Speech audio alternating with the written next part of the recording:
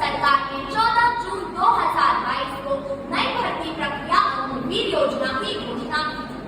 इस योजना के तहत संपूर्ण भारत से 17.5 वर्ष से 21 वर्ष तक के युवाओं को सेना में भर्ती किया जाएगा और इन्हें अग्निवीर कहा जाएगा।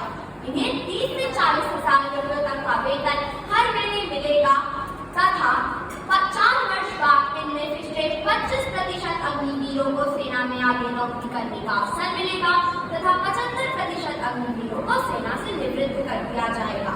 सेना से निवृत्त अग्निवीरों के हाथ में सेना में काम करने का प्रमाण पत्र व 11,71,000 रुपए। अब आप सब यह सोच रहे होंगे कि कितनी बढ़िया योजना है, वेतन मिल रहा है, परीक्षण मिल रहा है, पढ़ाई भी कराई जा रही है और निवृत्ति के बाद पैसे भी दिए जा रहे हैं। तो मैं आप सबको सिक्के के दूसरे पहलू से अवगत कराना चाहूंगी। अध्यक्ष महोदय, आपको पता है सेना की भर्ती प्रक्रिया कितनी कठिन होती है। इसमें न केवल लिखित परीक्षा देनी होती है, अभी तो शारीरिक एवं चिकित्सकीय परीक्षण से भी गुजरना पड़ता है, जिसके लिए युवा 3-4 साल कड़ी मेहनत करते हैं ताकि वे सेना में स्थायी नौकरी प्राप्त कर अपना एवं अपने परिवार का जीवन सुरक्षित कर सके।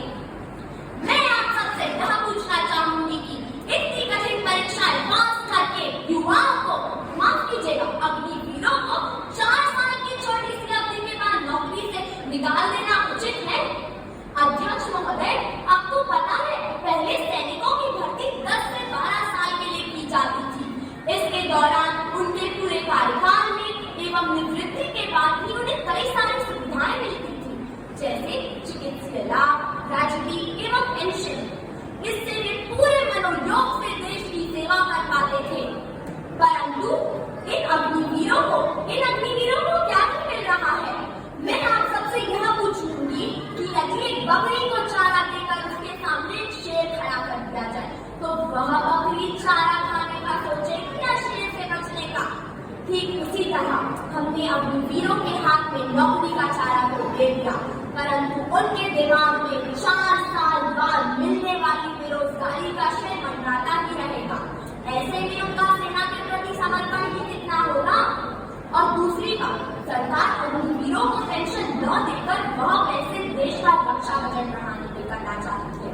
तो मेरा उनसे यह सवाल है कि अग्निवीरों की पेंशन क्यों, हमारे मानवीयों की पेंशन का इस्तेमाल करें देश का रक्षा बजट बढ़ाने में।